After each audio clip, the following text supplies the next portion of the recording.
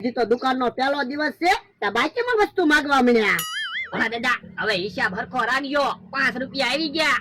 હા હા, દુકાન ઉપડી જાય ને એટલે કોમ્યુનેટર લઈ લેવું છે. એ હું કોમ્યુનેટર? એ ઓલું હિસાબ કરવાનું. હવે એને કેલ્ક્યુલેટર કહેવાય. આ ઈ લઈ લેવું છે. ઠીક. હે, બીજું ઘરાક આવે છે. હવે એ તો મમરા ભાઈ છે. કોને પૂછીને દુકાન બનાવી? જો બોલો, અમારી વાડીએ દુકાન બનાવી, એમાં થોડું કોઈને પૂછવાનું હોય? તમને ખબર છે મારે દુકાન છે તો તમારે દુકાન ન બનાવાય ને? તો હું અમારે બેહી જ રહેવાનું, ધંધો નહીં કરવાનો. તમારે 500 વીઘા જમીન છે, મેં 500 વીઘા જમીન લીધી. આ તો 500 વીઘા જમીન લઈ લો ને, અમે ક્યાં ના પાડવી.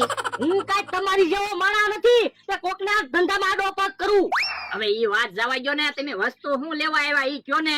હું કાંઈ વસ્તુ લેવા નથી આવ્યો, મારે તો દુકાન છે. હું તો બેહો આવ્યો. આ તો શાંતિથી બેહો. એ હારું. ભલા દાદા આ વખતે તો આપણે ખાલી 25,000 નો જ માલ લાવ્યા ને, આવતી વખતે લાખ રૂપિયાનો માલ લાવવો છે. હા હા, દુકાન ઉપડી જવા દે ને. હું 4 હાબુ પડ્યા, એક સાલી પડીકી પડી અને 2 તેલના શીશા પડ્યા. એમાં તો કે પાછા દુકાન ઉપડી જવા દે ને. ઈ તો બધાને વસ્તુ દેખાય ને એટલી જ વસ્તુ ન્યા મૂકી, બાકી જો વસ્તુના ખોખા ભર્યા. ઠીક. હા ભલા દાદા ઘરાક આવે. એ આવો કે હા ભાઈ જમરૂકભાઈ, હું લેવા આવ્યા? એ તેલ મરચું લેવા આવ્યા. બોલો બોલો કે હા કાકા, કેટલાનું તેલ મરચું આપો?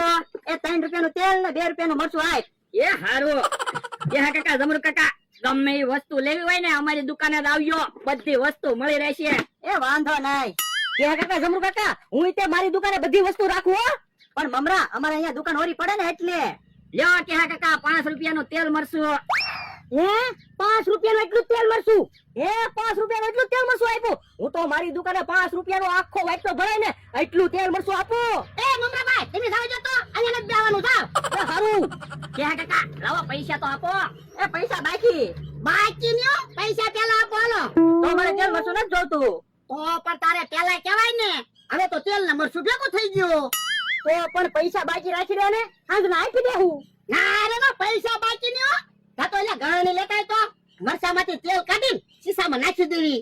પણ એવું મરસા વાળું તેલ શીશામાં નાખશું તો બધું તેલ તીખું નહીં થઈ જાય. આ ઈ તારું હાસું. અલ્યો તેલ મરચું, હાંજના પૈસા આપી દેજો. એ હારું.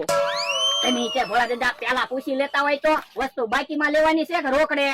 ઈ તારું હાસું. જો બોલો, હવે મારે બાકીમાં કોની દુકાને ગોળ લેવા જાવું?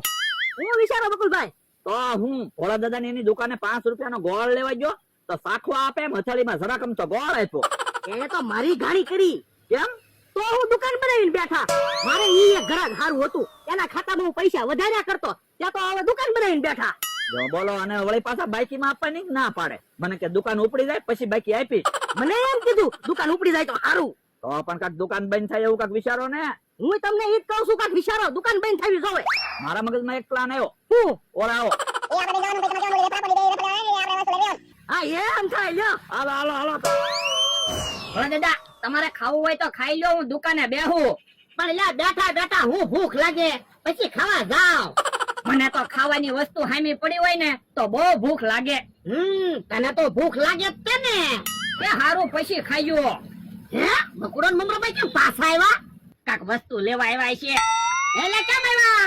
એ વસ્તુ લેવા આવ્યા. આ બાકીમાં કાઈ વસ્તુ નહીં મળે. એ બાકીમાં લેવા નથી આવ્યા, રોકડે વસ્તુ લેવા આવ્યા. હા તો બોલો શું જોવે? અલ્યો 10 રૂપિયા વેફર આપી દો 2. એ હારું. ઈ વેફર નથી જોતી. ભોળા દાદા તમે ઓલી વેફર આપો અને તું લે આપણી કોઈ. એ હારું. લ્યો. હા ભોળા દાદા, અહીંયા તેલના શીશા 2 પડ્યા હતા, ઈ ક્યાં ગયા? હે, તમે ક્યાંક ભૂલમાં તેલના શીશા મૂકી દીધા હશે. હે બકુડા, તેલના શીશા કેમ કામ લીધા? એ હું તો જોઉં છું શીશામાં કેટલું તેલ આવે એમ. એ ઈ મને કાઈ આપવું ના. તેલના શીશા મૂકી દેતો. એ હારું. ભોળા દાદા ઈવડાને કઈ વસ્તુ જ ના આપી, પૈસા પાછા આપી દો. અલ્યા તમારા પૈસા, તમને કાઈ વસ્તુ જ નથી આપી, જાવ ચાલો. એ હારું. બિસ્કિટ નો ડબ્બો મૂકો તો. હાલો મણો હાલો. જો બોલો, વસ્તુ લઈને ભાગ્યા. તો હું? ઈ તો હારું થયું તેલના શીશા સામું મારી નજર ગઈ, નકર 2 તેલના શીશા લઈને વ્યા જાત ને. તો એટલે આપણે કેટલી બધી ખોટ ન આવે. તો હું